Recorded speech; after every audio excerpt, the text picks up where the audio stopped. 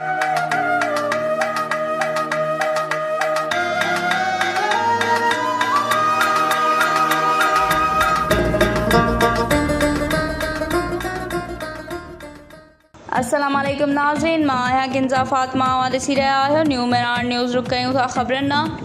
हाला रिपोर्ट एजाज़ बुगियो हाला लगी हुसी जन शाह जे ॻोठ ग़ुलाम हुसैन निज़ामाणी में 15 सालनि जो ज़हनी मरीज़ छोकिरो मीरल वल नूरल निज़ामाणी बरसाति पवण दौरान पेर तिरकण सबबि पाणी जी खॾ में किरी पियो। 3 कलाकनि जी मुसलसल जदोजहद खां पोइ टोबिन लाश हथु कयो। मासूम ज़हनी मरीज़ सॼी ॼमार ज़ंजीरुनि सां ॿधल रहियो। वालदेन जी तमामु घणी कोशिश बावजूदि उन जो इलाजु न थी सघियो। मासूम छोकिरी जी नमाज़ जनाज़ा ॻोठ ग़ुलाम हुसैन निज़ामाणी में अदा करे सवेयालनि अखियुनि सां मड़ मिटीअ मां हवाले कयो वियो।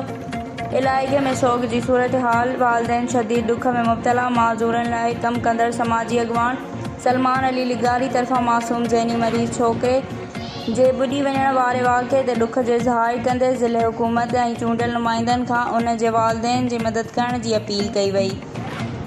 वधीक ख़बरनि ऐं अपडेट्स लाइ ॾिसंदा रहंदा न्यू मिरान न्यूज़।